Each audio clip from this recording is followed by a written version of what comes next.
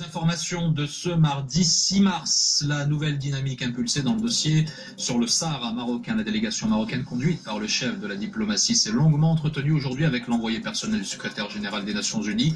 Horst Köhler a reçu Nasser Bourita ainsi que le représentant permanent du Royaume auprès des Nations Unies, les présidents des régions Laayoune, Saraya al-Hamra et Dakhla Ouad Dahab pour des discussions placées sous le signe de la souveraineté nationale et de la proposition d'autonomie. Il y a ceux qui l'attendent en ce qui concerne l'agenda. Le prochain briefing que va présenter Köhler, où il va présenter un certain nombre d'idées ou des propositions au niveau du Conseil de sécurité, et surtout l'échéance de fin avril où M. Guterres va présenter son rapport concernant le Sahara, basé bien sûr sur les idées et les propositions de Köhler. Mais je pense que cette fois, on ne sera pas dans la méfiance du moment qu'on a carrément dépassé l'ère Ross et surtout l'ère Becker.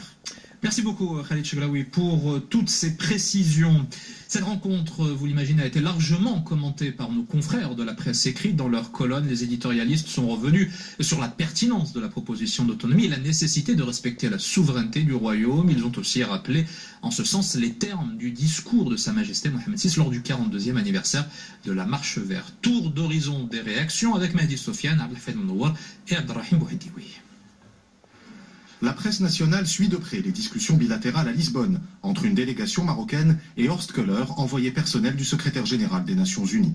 Des discussions où le Maroc rappelle les fondamentaux de la position nationale concernant le Sahara marocain. Il faut préciser qu'il s'agit d'une rencontre bilatérale. Cela n'a rien à voir avec des négociations indirectes telles que voulues par le Polisario et l'Algérie.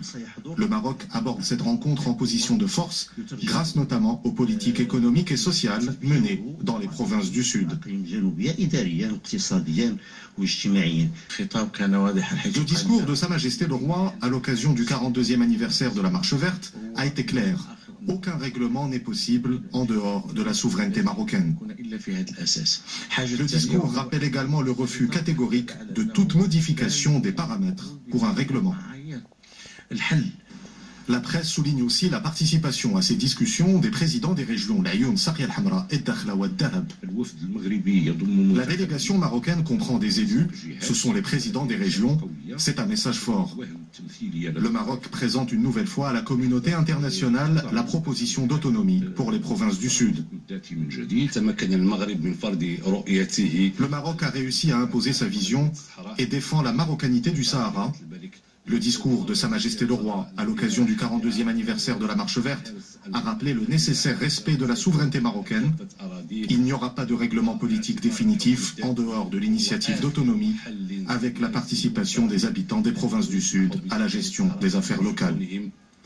Les médias nationaux rappellent également que la rencontre bilatérale à Lisbonne s'inscrit dans le cadre de la coopération constante du Maroc avec l'ONU pour parvenir à une solution politique définitive aux différends régionaux autour du Sahara marocain.